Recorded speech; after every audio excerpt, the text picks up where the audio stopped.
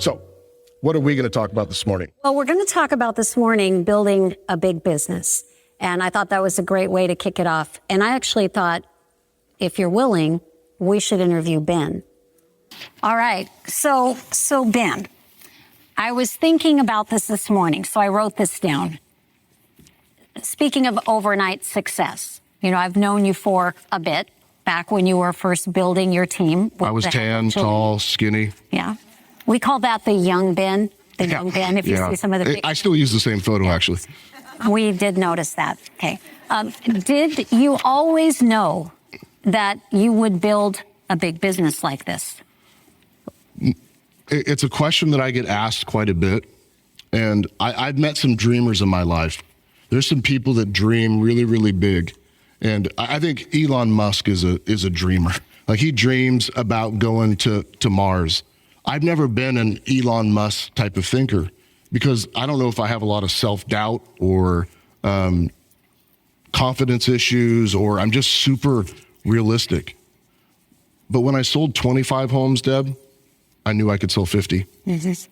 And when I sold 50, I knew I could sell 100.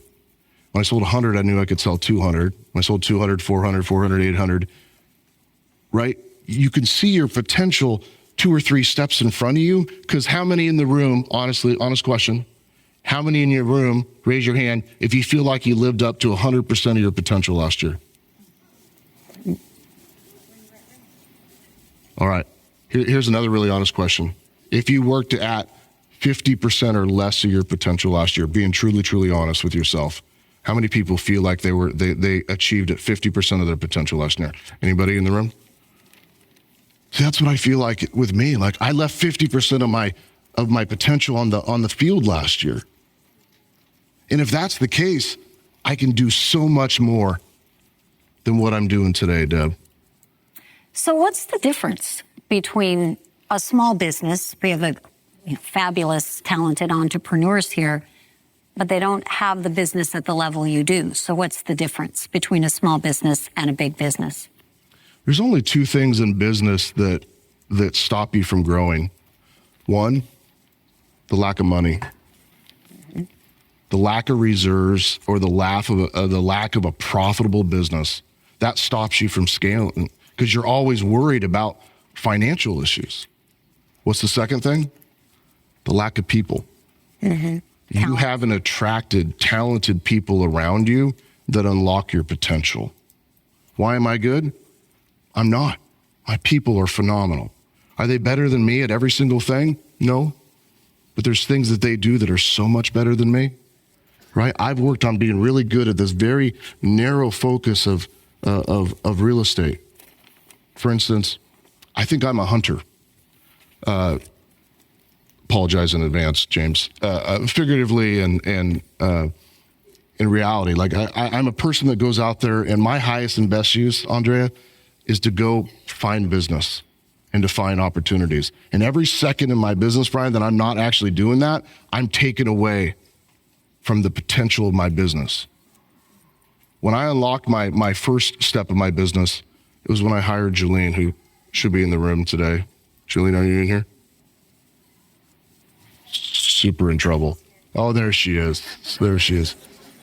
You know, I did 25 transactions my first year, and that was a struggle for me because I sucked at everything out there other than getting the deal or showing the deal or get the listing appointment.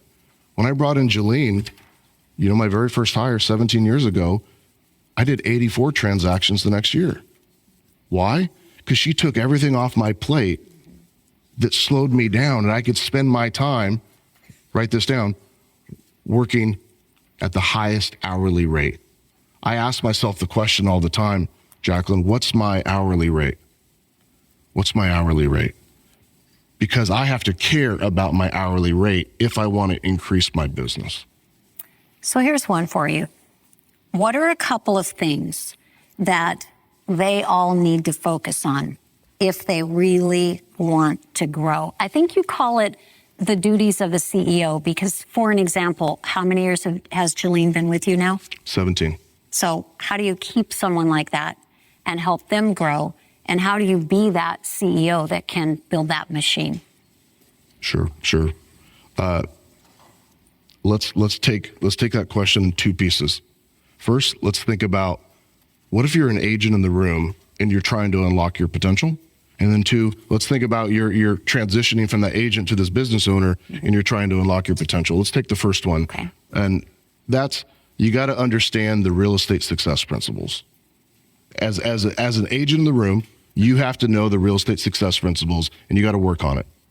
Number one, you got to say the right things. And Debbie was my first coach in real estate, and she helped me unlock the potential of my words and understand that questions matter and how you communicate truly does matter, and that what you say matters. So the first success principle, if you want to be truly awesome, you have to figure out how to say it the right way. Mm-hmm. That's a scripts issue. That's a Joel Rico language of sales issue, right? That's becoming a master at asking questions. We read books like Deb recommended to me, the 7 Powers of Questions. Mm-hmm. We read a book called Simply Said. We become great at communicating. What's the second real estate success principle? Say it enough times. We had an activity last week for our teams where we had 138 agents sign up. Fred said, had this crazy idea. He said, what if we get a whole bunch of people to sign up and they all call 1,000 people in a day? Could we call 100,000 people in a single day? We did. Each agent called 1,000 people themselves. 1,000 in one day. I'm coaching with a guy. I'm like, how'd you do yesterday? And he said, I called 4 people. What'd you do with the rest of the day? I was busy working on my transactions. Awesome. How many you got? 2. The amount of activities we do every single day matters. And the amount of activities that you're doing every day, whether you're calling for recruits or calling your leads or calling people or working your sphere, is a fraction of your potential. Because we spend 1 minute, Deb, call, then we think about it, we do some research on it, we look it up, and then we get ready, and then we call them and they don't answer. So then we repeat that on the next person. We spend 3 minutes researching, right? And 1 second calling, then we hang up and we do another 3 minutes. That doesn't make any sense. So the second real estate success principle, say it enough times, set a standard for you, your life, on how many contacts you're gonna make every day. When I started my business, it was 52. I knew that if I did that number, I would get an appointment every single day. That was 52 dials, roughly 15 contacts, 1 appointment. That was a different market, though. It was different. When I started, my broker, I was 18, he said, you're young, you're stupid. He goes, you're going to do what I tell you or I'm going to fire you. I actually thought I had to listen. I thought I had a real boss. He told me I had to talk to 50 people a day because he said, you're going to screw up a lot, but you'll get some deals. But then, to your point, the skills, the practice, I got better, but I kept making the contacts. And that's when, the business started to grow. But they struggle, I think, with boredom, right? It isn't always fun. Yeah. Mm-hmm. Yeah. Today, I think that number is roughly 150. Mm-hmm. You dial 150 people a day, and you're going to have 30 to 40 great conversations, and you're going to get an appointment every day of the week. Mm-hmm. I think that's the number. Now, if you're Chessie and you've been selling in that market for a long time and you have a great database, maybe it's 25 because you're talking to people who already trust you. But when you call people all day that you don't know, it's going to be a much, much bigger number. That make sense? Mm-hmm. What's the third real estate success principle? Is have enough people to say it to. It's a leads issue. Where are you going to get your business? Who are you going to call? Are you going to work your sphere? Are you going to circle prospect? Are you going to call canceled expireds and FSBOs? Are you going to do open houses? Are you going to door knock? Are you going to work internet leads? Are you going to geographic farm? Where are your leads going to come from? Who are you going to call and who are you going to work? Those are the only 3 variables to get any agent in the nation to sell 20 to 40 homes a year. That's all you got to do. You got to know your script, say the right thing. You got to say it enough times every single day. And lastly, you got to know who you're going to say it to and have enough leads. Now, when you become super, super successful and you want to experience leverage, then what you need to do, there's a 4th real estate success principle. Have other people saying it. That's when you succeed through other people. When you succeed through other people, you're hiring a showing agent.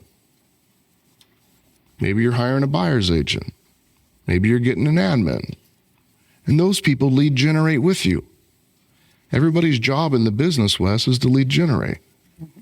Somebody says, someday I'm gonna get to your level and I'm gonna do what you do every day instead of what I do. I said, awesome. Here's what I do. I lead generate all day. I do a whole bunch of appointments, right? Then I deal with a bunch of drama and legal issues and accounting things, right? And then I go back and I lead generate, right? And then I do a bunch of appointments. And they say, well, why do you still have to lead generate? Because it's the secret to success. Mm-hmm. Well, who do you lead generate for? Well, I just decided early in my career that I cared about my hourly rate. So as fast as I could get rid of buyers, I got rid of buyers and I lead generated for sellers. Because we can work with 4 to 8 buyers at a time or 40 to 50 sellers. Right. Which one pays more? You want to make a lot of money? Become really, really good at working with sellers. And when you have sellers, you have buyers because they find you. Yeah, which means you need a showing agent or you need somebody to help you with the buyers from your listings. Yeah. Okay, so let's say we're doing all those things good, and then we go back to your first question, Deb, of what are the duties of a CEO? You want to be a CEO? There's only 4 things you have to do. Number 1, you have to attract talent in sales and operational positions. Instead of lead generating for buyers and sellers, you lead generate for talent. You were a recruiter at one point in your career, weren't you? I was, and I still am. Isn't that interesting? Mm-hmm. You recruit for what now? I recruit for forward coaching, and I recruit for talent for my team. Yeah, you find coaches? I find coaches. You find clients. Mm-hmm. We're all in the lead generation business. Has anyone been recruited by me in here? Uh-huh. Yeah, there's a handful. Yeah, but I don't know where the disconnect comes in, Ben, other than habits, right? Building, you and I, we love the book Atomic Habits. And I think what attracted me to that book is it talks about the big thing you want to achieve can get lost. But if you just start with the small thing each day and build on that habit and that habit, and if you feel anxious, I know you and I, if we're not lead generating in the day, we feel anxious. That means we've arrived with it as a habit. So any thoughts on how they can build better habits? Well, let's go through the habits then for each one of these duties of a CEO then. Mm-hmm. The first one is recruiting, finding talent. Do you make a habit of finding talent everywhere you go? Mm-hmm. Are you willing to ask people around you, have you ever considered a career in real estate? I think you'd be phenomenal at it. By the way, we had dinner last night. And this young lady was phenomenal. She had this charismatic personality. And we're like, have you ever considered real estate? She said, I'm getting my license right now. Yes, and I'm telling you what, she would be a hire. Yeah, she would be a hire. For sure. Anybody that works in Phoenix, I'll give you the restaurant. Yeah. Yeah, there we go. Phenomenal. Okay, the second duty of a CEO. When you hire somebody, you got to get them into production. Mm-hmm. You ever, anybody have kids in the room that you know of? They're like a half confident. People like half their hand up, like, kind of, but I don't want to admit it. They're teenagers. Mm-hmm. We don't take our kids and then just go to drop them off and say, all right, let me know when you're adult. right? We don't just drop them off at school and say, now you're educated. At the end of the day, we ask them, how did it go? In the morning, we say, what are you going to do today?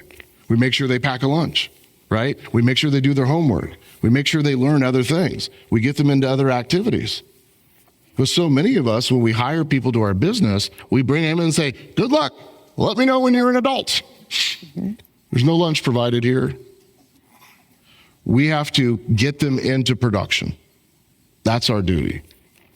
Launch people and get them into production as fast as possible.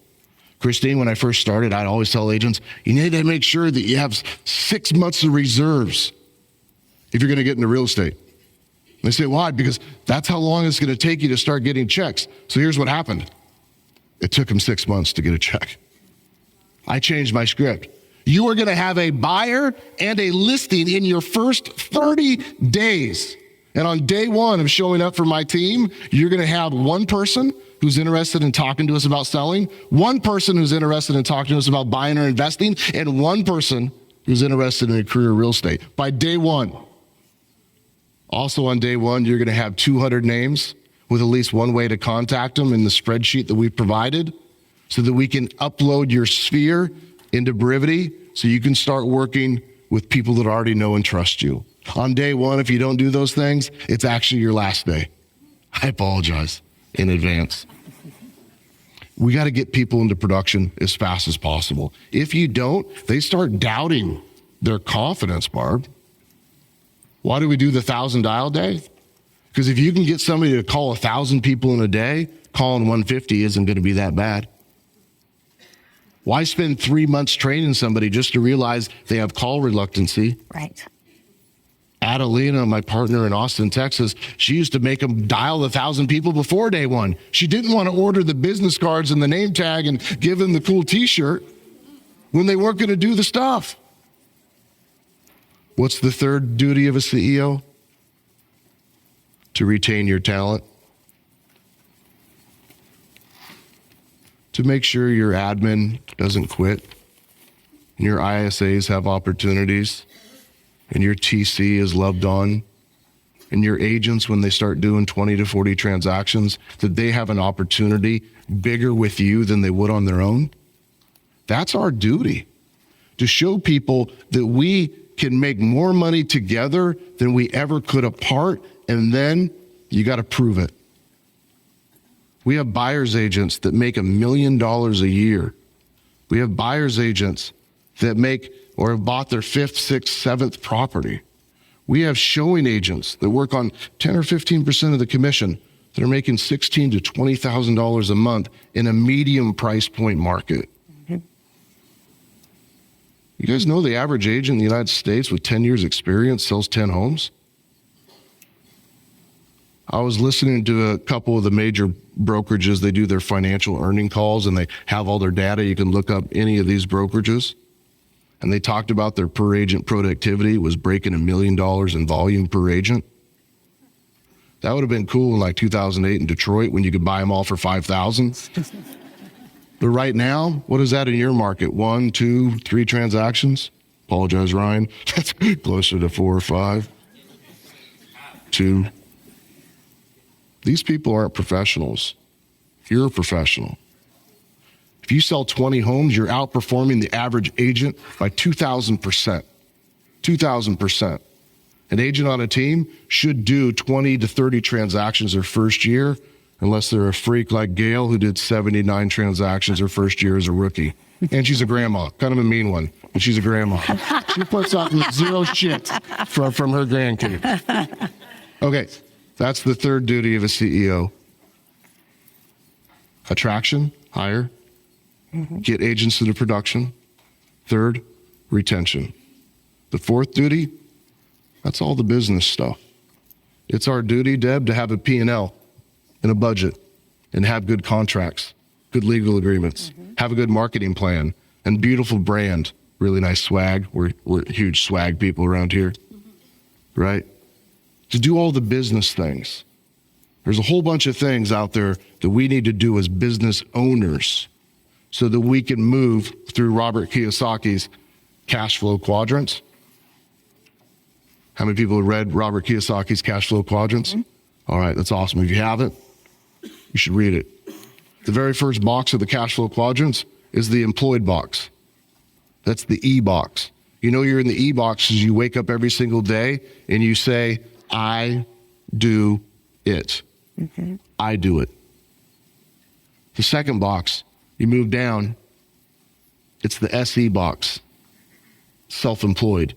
You know you're in the SE box because you wake up every single day and you say, we do it. If you have an admin, a buyer's agent, a showing agent, a virtual assistant, a TC, you're in the we box. You wake up every single day and this person does this part and this person does that part. That's awesome. The next box is the B box. B means business. You know you're in the B box because you say they do it. You've got to the point where your showing agent shows, does the buyer consult, and actually gets the whole thing done. You might have not even met the client. That'll be the highest amount of money you ever make per hour is when you get paid on a transaction where you never actually met the client. And any agent in this room could do that by simply hiring a showing agent or getting an admin. Now, the last box is the money box. The money box says, my money does it. And that's our goal, is to make enough money in our business to fund a lifestyle that we love, to give us the freedom to do what we want, when we want, with who we want, and to get our money to work for us. My money does it. That's where we make investments and we buy rental properties and we fund our retirements. Right? We make investments in other businesses and we own stock in the companies we operate with or the companies we're fond of. That's what we truly, truly want to do. Too many real estate agents have a, if you build it, right, then the profit will come mentality. If you have an unprofitable business and you double that business, it's just doubly, I don't know if that's a word, Chris, it's doubly unprofitable. If you have a really small margin and you double that business, you're going to have the same super small margin, but much more expenses. So one little blip will take you off course. I was talking to somebody last night and I said, in my career, Deb, money hasn't made me happy. I've tried, bought anything you could imagine. I've set a goal to have a certain amount of money in my bank account, and no more amount of money has ever made me happy. So I've already figured that out, that money is not the secret to happiness and success. But I'll tell you the inverse of that, not having money sucks. Not having money is stressful. Not having money makes you gain weight. Not having money affects your relationships. Not having money takes away experiences that you could do with your kids and your family and the people that you love, right? So money isn't our purpose. It'll give us freedom. Happiness and enjoyment's our purpose. But what we're doing today and what we're going to learn today is a pathway to having that freedom. I have one last question for you. What advice would you give people who feel that their business has plateaued? Is there anything else that you would add? I love that question. Success is super, super simple. It's about doing priorities in the right order.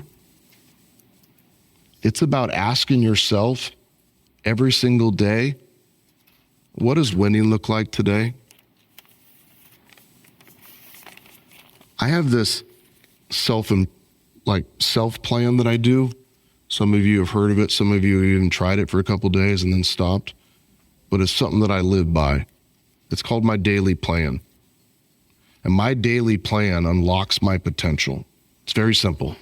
Every night, I give myself 5 to 10 minutes to think about tomorrow. When I do that, very first thing I do is I ask myself a simple question. What does winning look like tomorrow? If I only got one thing done tomorrow, what would it be? If I hit a home run tomorrow, what will I have done? What does winning look like tomorrow? It's not a task. It's not getting a bunch of things done.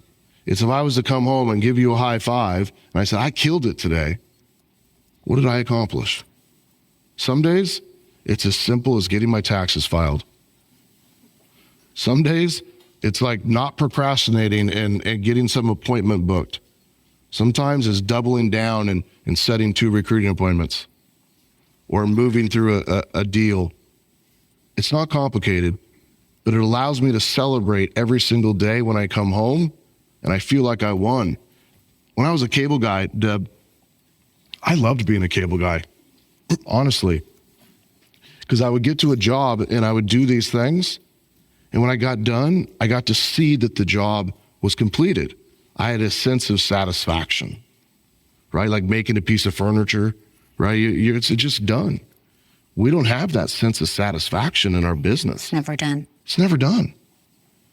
Which means you're always unhappy because you're always getting done with the feeling of there's people I didn't respond to, I didn't text back, or clients I didn't call, or things I didn't do. And you like live this unhappy life because there's all these things that you never get done.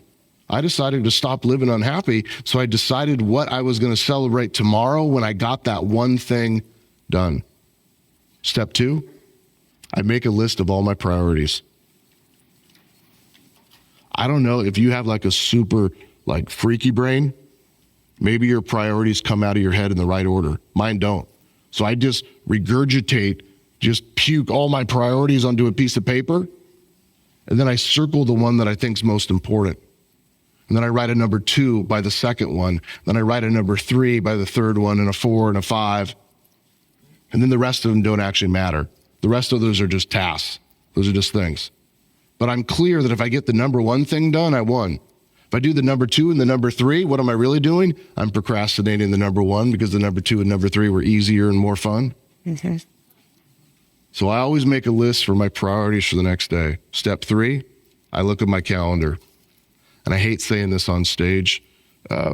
You'll hear why in a second. I cancel everything on my calendar the next day that isn't the most important thing. Mm-hmm. And unfortunately, some of you have been canceled. And I don't mean that offensively, but if I had to choose between saving the house and getting the baby out or watering the lawn with you, I'm going to save the baby. And I ask myself the question, what can I do tomorrow in half the amount of time? Brian, I know we have an appointment tomorrow and we were going to meet face to face. I got a chaotic day. Would you be offended if we did a phone call instead? Brian says, no, that's fine. I know that phone call. Brian and I are not going to romance each other all night. We're going to have that phone call in 15 minutes. I just gave myself an extra 15 to 20 minutes. The next appointment, I might reach out to that person and say, Jesse, I apologize, something came up. Would you be offended if we rescheduled for next week? And she says, no, that's fine. What I'll do, it's kind of a trick. I'll say, awesome, reach out to me Monday, we'll pick a time. 75% of the time, they never reach out to me again. They wanted time on my schedule because it was easy, but they didn't actually need it. So I want people to need that time. Remember, every appointment on your calendar is somebody else's priority, not yours. That's right. Hear that. Next, I plan out my rituals. What are my rituals? I kill chickens. Rituals are taking a break. What am I going to read? What am I going to eat? What am I going to hydrate with? What am I going to listen to? I try to take breaks every 90 minutes because I know that if I take a break every 90 minutes, the next 90 minutes I'm going to be productive. Anybody that sits down for 4 or 5 hours to do something and you don't take a break, you're only productive for the first hour of it. The rest of it's just kind of wasted. So I take breaks. Next, I go back to my calendar and I write my priorities in there. I make sure that I put my priorities on my calendar. You can't say that this is what winning looks like tomorrow and this is my number 1 thing and not make room for it on your calendar. That's why I make room on my calendar every day. Lastly, very simply, Deb, I just make a commitment that I'm going to stick to this plan for one day. David Goggins, he wrote a book called Can't Hurt Me. He's super tough. He would have been dancing up here on this hurt leg. David was about 80 pounds overweight when he wanted to join the Navy. And when he got home that day and the recruiter said, you don't qualify, you'd have to be under this weight, he went to his mirror and he wrote 1 pound. Not 80 pounds, 1 pound. Because he realized that if he couldn't lose 1 pound, he wasn't going to lose 80. If you want to be a millionaire and you can't save $1,000, you got a problem. Save $1, save 1,000, save 10,000, save 100,000. Right? Stop getting so caught up on this big, long goal. Start breaking it down into little things that we can celebrate and we can enjoy. So to summarize this, what's the secret to building a really big business? There is no secrets. It's really simple. It's doing really simple things continuously and being willing to break through the boredom, Deb. Mm-hmm. It's boring doing 100,000 coaching calls in her career. It's boring going on 10,000 listing appointments and having 30% market share in his market like Ryan does. 30% his sales team, not a brokerage. That's boring. He knows everybody. Imagine going to the grocery store as Ryan. Hey, I sold your house. I sold your house. I sold your house. That's weird. It's boring. Success is boring, right? Success is boring. Our results today are just compounded activities and habits that we did in the past. The next interviews and individuals that we get to meet with today are truly some of the most phenomenal, kindest, most amazing humans that you guys will ever meet. And I hope the rest of today is just one of the best real estate conferences you've ever been at. And I think to sum this all up, our next speaker is perfect because building a great business, it's not a sprint, it's a marathon. And Chris Suarez is going to talk about playing the long game.